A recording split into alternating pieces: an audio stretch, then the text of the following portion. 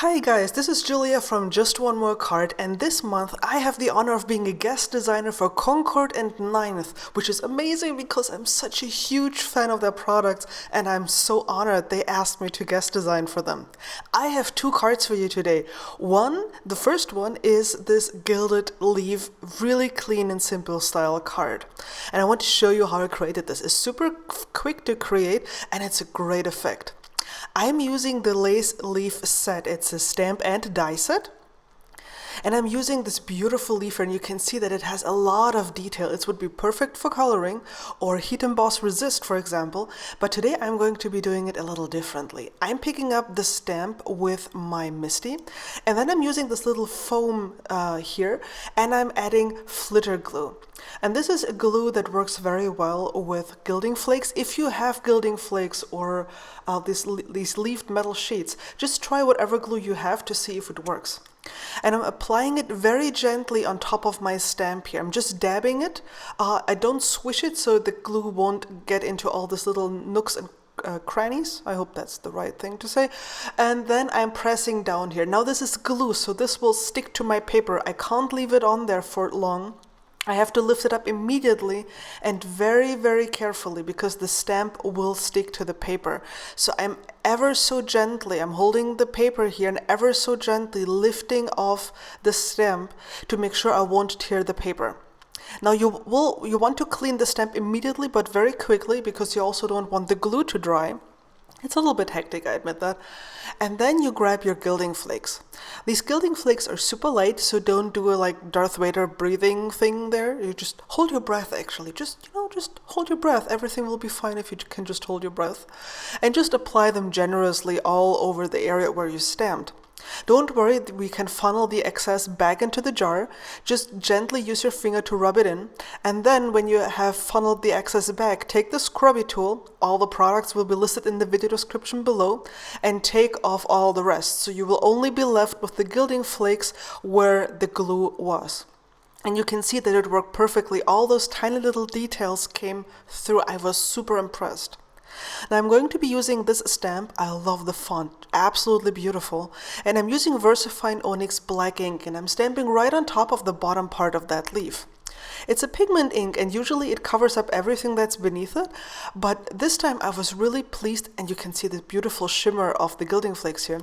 I was really pleased that the gilding flakes sort of resisted the pigment ink, and so it looks as if you gilded on top of the pigment ink, on top of the sentiment. It's a really nice effect. I didn't expect that to happen, so I was tickled. And here you can see the beautiful texture and the sparkle you can get from the gilding flakes, and all the detail was preserved.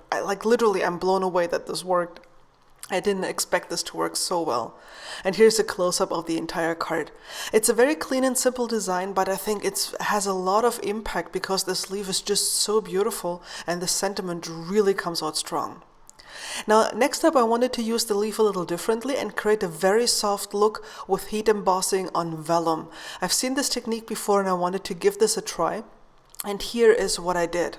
I started out with a piece of watercolor cardstock, and I grabbed the background stamp that comes with the leaf stamp. It's a kind of a distressed stamp already. It's not a completely solid one. I used a yellowish distress ink to ink up the entire stamp, and then I'm just using some orange here to add it to the edges. And before I stamp this down, I'm going to use quite a few spritzes just of clean water from my mini mister and wet the surface of my card. You can use a brush as well with water. That would work as well. And I'm pressing down really well, and I'm lifting this gently up, and you can see because I wet the surface, the ink runs really well. Distress ink reacts with watercolor.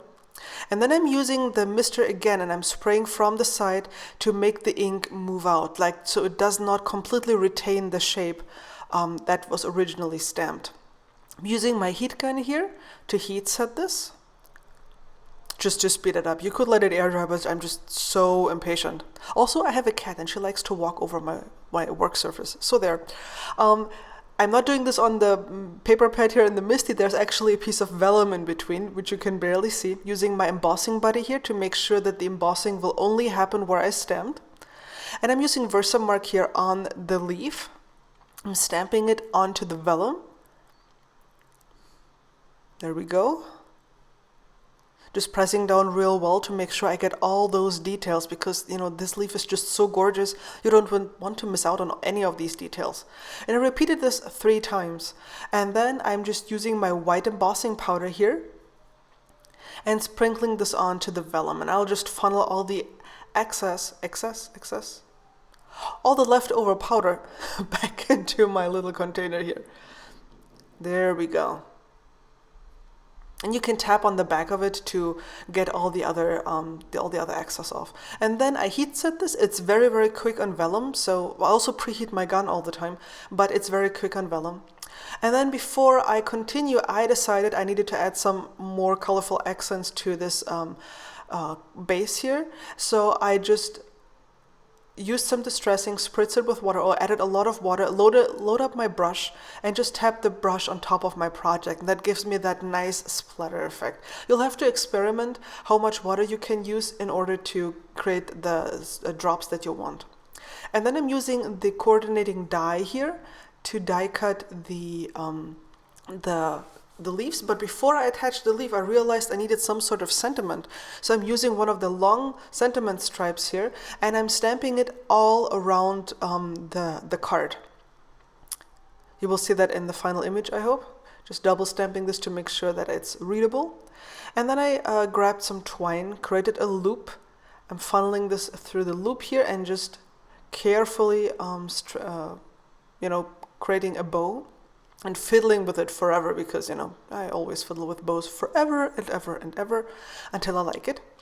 And I used some glue dots in between the leaves to make them stick together, but only at the top, not at the bottom. And then I'm adding a glue dot here behind the leaves to adhere them to my card base. Of course, I had to fiddle some more with the bow because, bow fiddling. That should be like an Olympic sport, bow fiddling. Using my scissors here to make the twine spiral a bit. I hope that's the right thing to say. And then I'm just using some sequins by Pretty Pink Posh to add sparkle and shine to my card. Of course, you can also use sequins from Neat and Tangle because they also make sequins.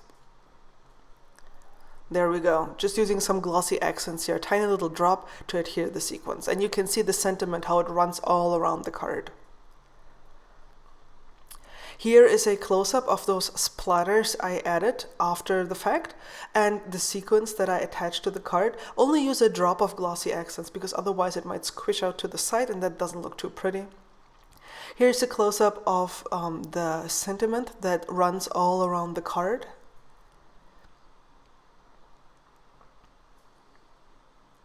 And last but not least, here's the entire card. And you can see the soft look you can get by heat embossing on vellum with white. It's just a very, very super soft look.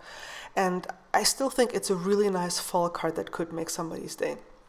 Now, if you want to check out other tutorials that I did, here are 2 that I think you might enjoy. If you liked my video, please leave me a comment, a thumbs up, and subscribe to my channel. And I'll catch you again soon. Bye-bye.